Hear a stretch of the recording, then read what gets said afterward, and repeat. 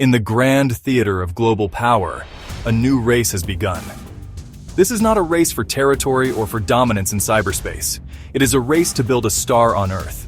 The prize is nothing less than the future of energy itself. At the forefront of this monumental endeavor is China, which has poured immense resources and scientific talent into a project that could fundamentally reshape our world. It's experimental advanced superconducting. Tokamak, or East, has been dubbed an artificial sun. This is not mere hyperbole. The project aims to replicate the very process that powers our own sun, nuclear fusion. If successful, it promises a source of power that is virtually limitless, incredibly clean, and derived from the most abundant substance on our planet: water. The implications are, honestly, staggering. Imagine a world no longer dependent on the volatile geopolitics of oil and gas. Picture cities powered by a technology that produces no greenhouse gases and no long-lived radioactive waste. This is the world that fusion energy promises. And right now, China appears to be leading the charge toward making this vision a reality. While the United States and Europe are also pursuing this holy grail of physics, Beijing's focused, state-driven approach has allowed it to achieve milestone after milestone. Its progress sends a clear signal to the world. China is not just competing in the industries of today. It is determined to dominate the foundational technologies of tomorrow, positioning itself to become the world's indispensable energy superpower. The quest for fusion is one of humanity's most audacious scientific challenges. It requires creating and controlling temperatures hotter than the core of the sun, all while containing this immense energy within powerful magnetic fields. For decades, it was a dream confined to the realm of science fiction and theoretical physics. But now, tangible progress is being made, and the breakthroughs are accelerating. China's significant achievements with its East Reactor have turned what was once a distant possibility into a plausible near-term reality. To truly grasp the magnitude of what China is attempting, one must first understand the fundamental difference between the two great powers of the atomic nucleus: fission and fusion. The nuclear energy we use today comes entirely from fission. This is a process of division. It involves taking a very large, heavy, and unstable atomic nucleus, such as uranium-235, and splitting it apart by bombarding it with a neutron. This act of splitting releases a tremendous amount of energy, along with more neutrons. These new neutrons then go on to split other uranium atoms, creating a self-sustaining chain reaction. This is the principle behind every nuclear power plant currently operating on the planet. Fission has been a powerful tool, providing a significant source of carbon-free electricity for many nations. However, it comes with serious drawbacks that have limited its global acceptance. The primary concern is safety, as the chain reaction, if uncontrolled, can lead to a catastrophic meltdown as seen in disasters like Chernobyl and Fukushima. Furthermore, the process generates highly radioactive waste products, with half-lives stretching for thousands of years. This waste must be stored securely for millennia, posing a complex and costly long-term environmental challenge. The fuel itself, uranium, is a finite resource that must be mined and enriched, creating its own set of geopolitical and environmental issues. Nuclear fusion, on the other hand, is the mirror opposite of fission. Instead of splitting heavy atoms, fusion is a process of joining or fusing light ones. This is the same reaction that has powered our sun and all the stars in the universe for billions of years. Inside the sun's core, immense gravitational pressure and extreme temperatures force hydrogen atoms together to form helium. In this process, a tiny fraction of their mass is converted into a colossal amount of energy, as described by Einstein's famous equation, E equals mc squared. Fusion offers a tantalizing promise to harness this stellar engine here on Earth, creating a source of power that is vastly more potent and profoundly safer than fission. At the heart of China's ambitious fusion program is the experimental advanced superconducting tokamak, or East. This remarkable machine, located at the Hefei Institutes of Physical Science, is one of the world's leading devices designed to solve the immense challenge of controlled nuclear fusion. The central concept behind East is the tokamak, a design originally conceived by Soviet physicists in the 1950s. The word itself is a Russian acronym that translates to toroidal chamber with magnetic coils. A tokamak is essentially a donut-shaped vacuum chamber, or torus, designed to contain the superheated fuel needed for fusion. It is, in effect, a magnetic bottle designed to hold a star.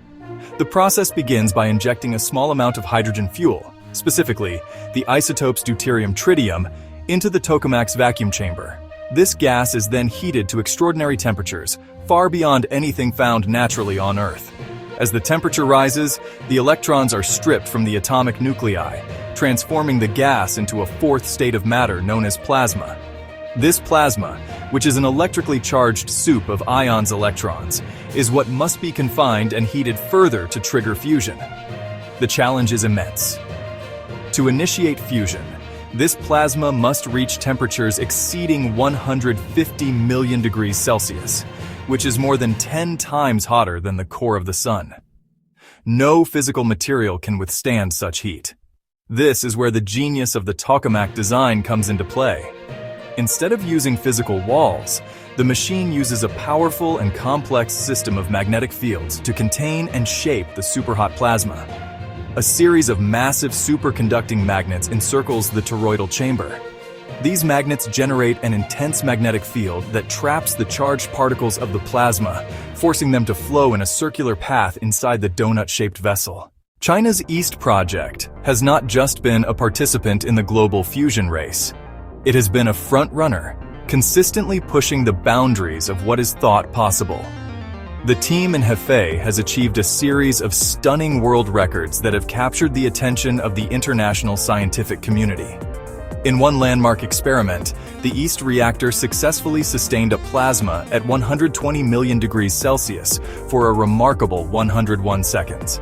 In another, it reached an even more astonishing electron temperature of 70 million degrees Celsius and held it stable for over 17 minutes. These are not just incremental improvements, they are major leaps in plasma physics, demonstrating an unprecedented level of control over the superheated fuel. These achievements are a testament to China's long-term state-funded strategy. While other national programs have sometimes faced inconsistent funding and shifting political priorities, Beijing has provided sustained, massive investment in fusion research. This has allowed its scientists to build and operate world-class facilities and to pursue ambitious, long-duration experiments. The ability to hold a high-temperature plasma stable for such extended periods is a critical step.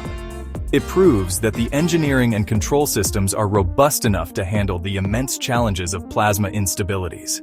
Each record-breaking run provides invaluable data that helps scientists better understand plasma behavior and refine the design of future, more powerful fusion reactors.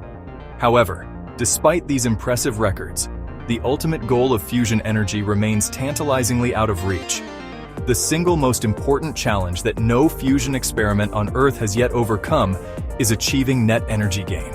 This is the break-even point, often referred to as Q equals 1, where the fusion reaction produces more energy than is required to initiate and sustain it.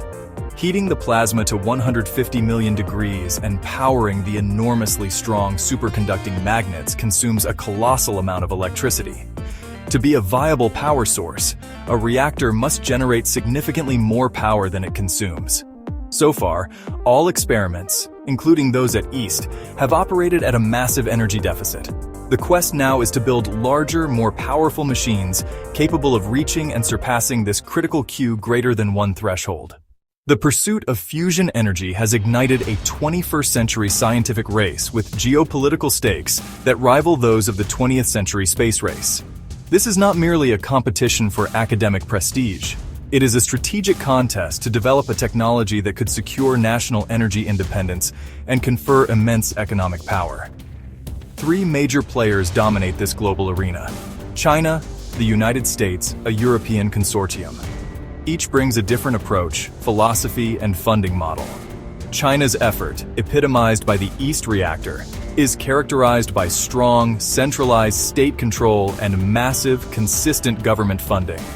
This allows for long-term planning and the pursuit of ambitious, large-scale national projects. In stark contrast, the American approach is diversified, blending government-funded research with a burgeoning private sector. The United States Department of Energy supports research at national laboratories like Princeton's Plasma Physics Laboratory, but much innovation now comes from venture capital-backed startups, Commonwealth Fusion Systems Helion. They promise faster development timelines and a market-driven path to commercialization.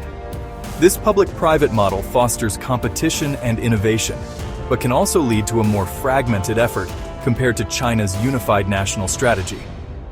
Meanwhile, Europe leads the world's largest international collaboration in fusion tool, ITER. ITER, in southern France, is funded and run by a consortium including European Union, China, the United States, Russia, Japan, India, South Korea.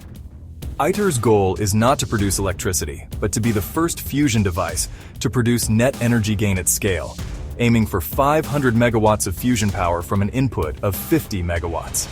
ITER represents global scientific cooperation, pooling resources and expertise, but its international nature makes it susceptible to bureaucratic delays, cost overruns, and political complexities. The implications of one nation achieving a decisive lead in fusion energy are difficult to overstate. They extend far beyond the realm of science and into the very foundations of global power.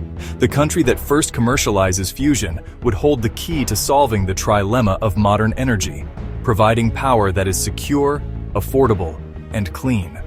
First and foremost is the concept of energy independence. A nation that can generate limitless power from seawater would be completely liberated from dependence on foreign oil and gas, insulating its economy from volatile energy markets and the geopolitical machinations of petrostates. This energy independence would translate directly into immense economic power. The nation that masters fusion could become the world's leading exporter, not of fuel, but of the technology itself. The reactors, the expertise, the intellectual property, this would create a new and powerful form of technological dependency. The economic boom would be colossal, creating high-tech industries and jobs. It could make energy so cheap it transforms manufacturing, transportation, and data processing. It could trigger an economic revolution on par with the Industrial Revolution, with the pioneering nation at its epicenter. The geopolitical shifts would be equally profound. For over a century, global power dynamics have been inextricably linked to the control of fossil fuel resources. The United States' role as a global superpower has been reinforced by its influence over global oil markets and shipping lanes. A world powered by fusion would render much of that strategic infrastructure obsolete. The influence of major oil-producing regions like the Middle East would diminish significantly.